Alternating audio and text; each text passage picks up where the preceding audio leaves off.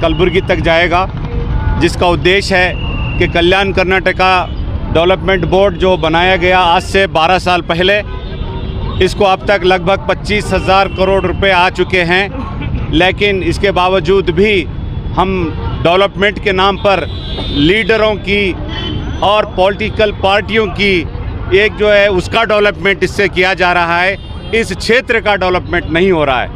इसलिए ये जाता हमने निकाला, और ये जाता निकालने का जो उद्देश्य है बस यही है कि इस हमारे कल्याण कर्नाटका रीजन में 3 नदियां बहती हैं, यहाँ पर सीमेंट के कारखाने हैं और यहाँ पर आयरन ओर निकलता है और थर्मल पावर स्टेशन होता है।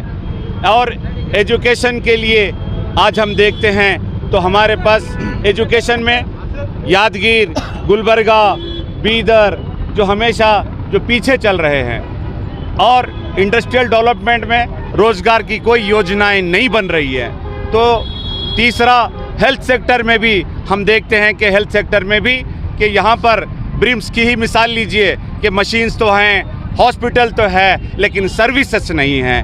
और आप देख जाइए कि गुलबर्गा के अंदर हमने जयदेव हॉस्पिटल को लाया, लेकिन उसके बावजूद भी वहाँ पर मशीन्स हैं लेकिन ऑपरेट करने वाले नहीं हैं। तो बहुत से जॉब्स, चाहे एजुकेशन में बहुत से टीचर वैकेंसी खाली हैं, हेल्थ सेक्टर में वैकेंसीज खाली हैं, और इंडस्ट्रियल का कोई लीडरों के पास प्रोजेक्ट नहीं है। और किसानों के लिए जहाँ 3 नदियाँ बहती हैं, यहाँ पर कृष्णा बहती है, भीमा बहती है, कारंजा बहती है, इस 3 नदियों बहने के बावजूद भी यहाँ का किसान का इरिगेशन सिस्टम को डेवलप नहीं किया गया है। इस वजह से किसान आज भी जो गरीबी रेखा के दरमियान में जो सुसाइड करने पर मजबूर हुआ है, और किसानों की भी यहाँ डेवलपमेंट नहीं हुआ।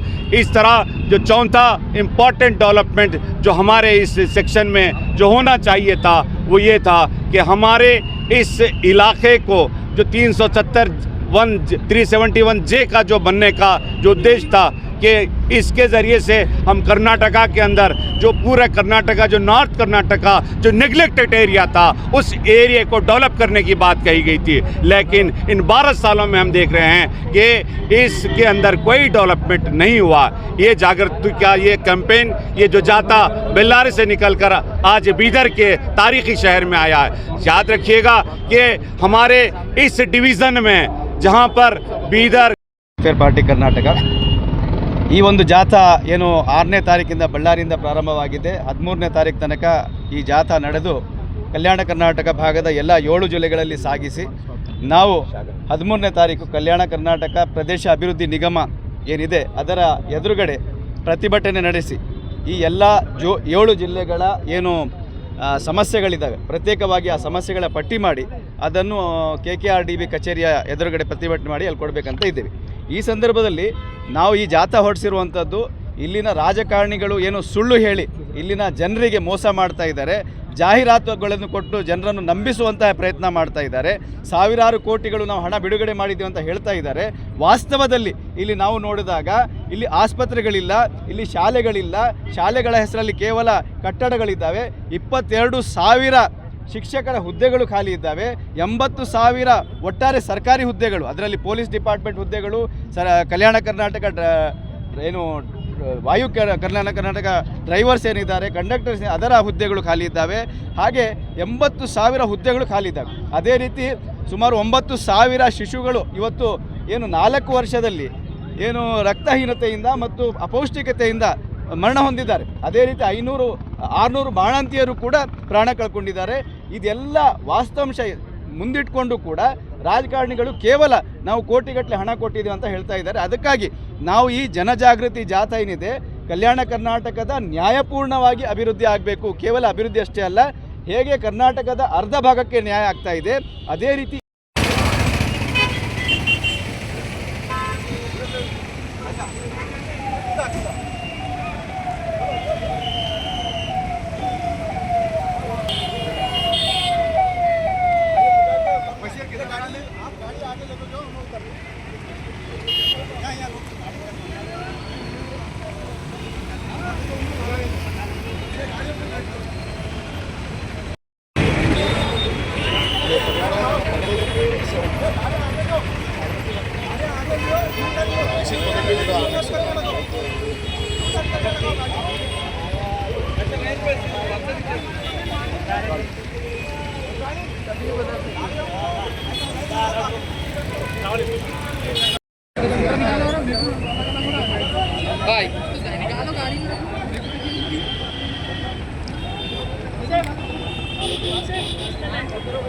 सर